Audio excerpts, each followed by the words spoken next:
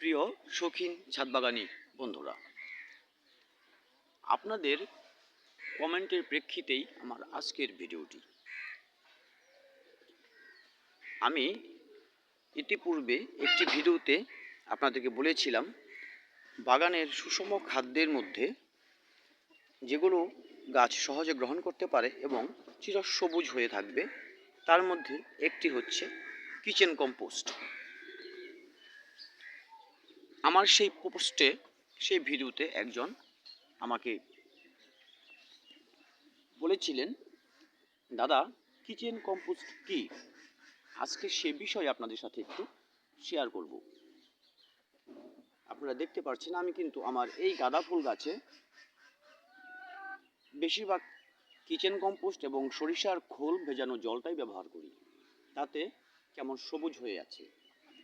এদিকে আমার যে টগর ফুল গাছ, এদিকে আমার গোলাপের চারা বা জবা, যেগুলো দেখছেন আমি যে সারগুলো ব্যবহার করি সেগুলো একটু আপনাদের সাথে আজকে দেখাবো। যারা এমন প্রশ্ন মনে পুষে রাখেন তাদের জন্য আজকের এই ভিডিওটি। প্রিয় বন্ধুরা, আমার শৌখিন ছাদবাগান ইউটিউব চ্যানেলে আপনাদের সকলকে জানাই সাদর সম্ভাষণ। এবার দেখা যাক আমাদের মূল বিষয় কিচেন কম্পোস্ট কি।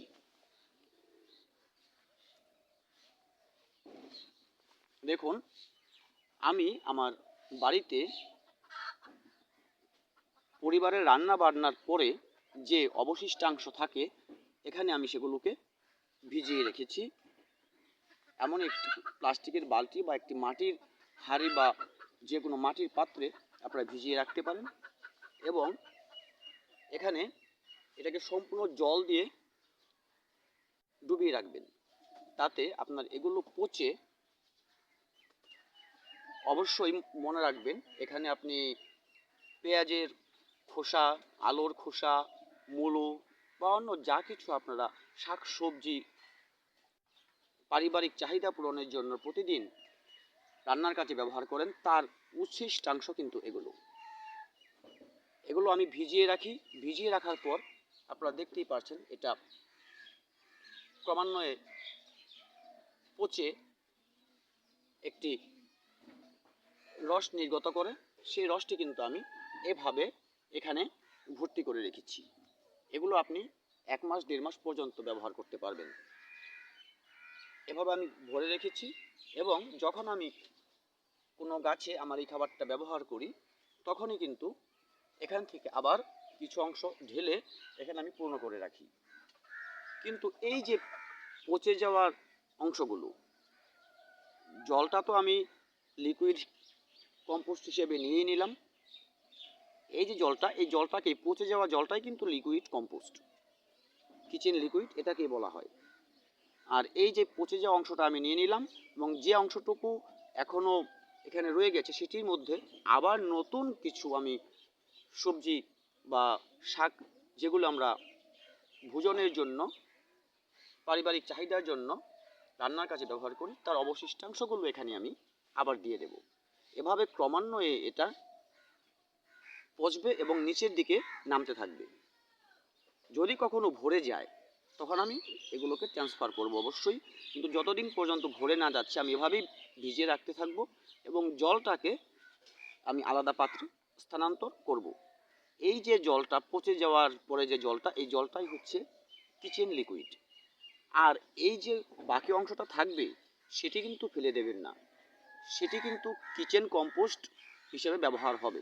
যখন একদম পচন ক্রিয়া শেষ হয়ে যাবে এই জলটা আমরা আর দেব না, তখন ধীরে ধীরে এটা শুকিয়ে একটি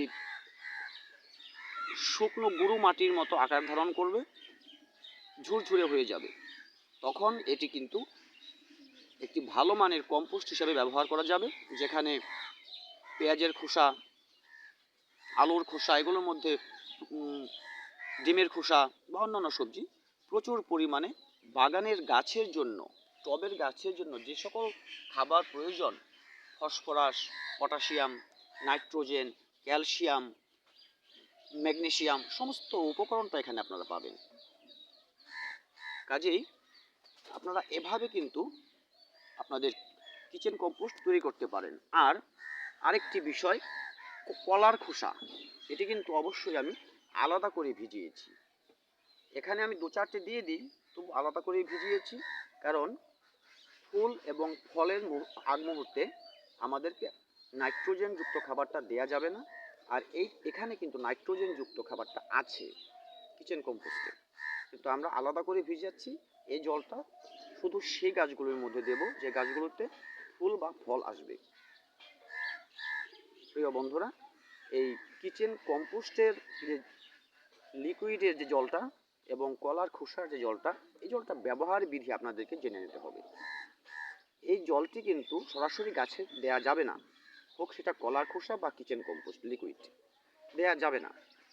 এটি 1 লিটারের মধ্যে আরও 3 লিটার আপনারা সাধারণ জল, সাদা জল মিশিয়ে নেবেন, তারপর ব্যবহার করবেন। তাহলে আপনার গাছ সেটা সহজেই গ্রহণ করতে পারবে। আর যদি সরাসরি এ ধরনের লিকুইড কম্পোস্টগুলি ব্যবহার করি, সেটার জন্য গাছ কিন্তু প্রস্তুত থাকবে না, তাতে আপনার গাছের ক্ষতি সাধন হতেই পারে। প্রিয় ভিউয়ার্স, আশা করি আমার যে বন্ধুরা এ ধরনের প্রশ্ন রেখেছিলেন কিচেন কম্পোস্ট লিকুইড কি, তারা আপনাদের প্রশ্নের উত্তরটা পেয়ে গেছেন। আপনারা সঠিক পরিমাণে সঠিক সময়ে এই ধরনের সারগুলো ব্যবহার করে অবশ্যই ভালো রেজাল্ট পাবেন। আপনার ছাদ বাগান থাকবে চিরসবুজ, ফুলে ফলে ভরে থাকবে আপনার বাড়ির আঙিনা, আপনার বাড়ির ছাদ। ভিউয়ার্স, ভিডিওটি ভালো লাগলে কমেন্ট করে আপনার মূল্যবান মতামত জানাবেন। আপনার প্রতিবেশী বন্ধু বান্ধবের সাথে শেয়ার করবেন এবং অবশ্যই একটি লাইক দিতে ভুলবেন না। আর আমার এ ধরনের টুকিটাকি ছাদ বাগানের কিছু ভিডিও যাতে আপনাদের সাথে শেয়ার করতে পারি, সেজন্য আমার শৌখিন ছাদ বাগান ইউটিউব চ্যানেলটি সাবস্ক্রাইব করে বেল আইকনটি চেপে রাখবেন। ভিডিওটি দেখার জন্য সকলকে ধন্যবাদ। দেখা হবে আগামী ভিডিওতে। ততদিন ভালো থাকবেন সবাই। দেখা হবে আগামী ভিডিওতে।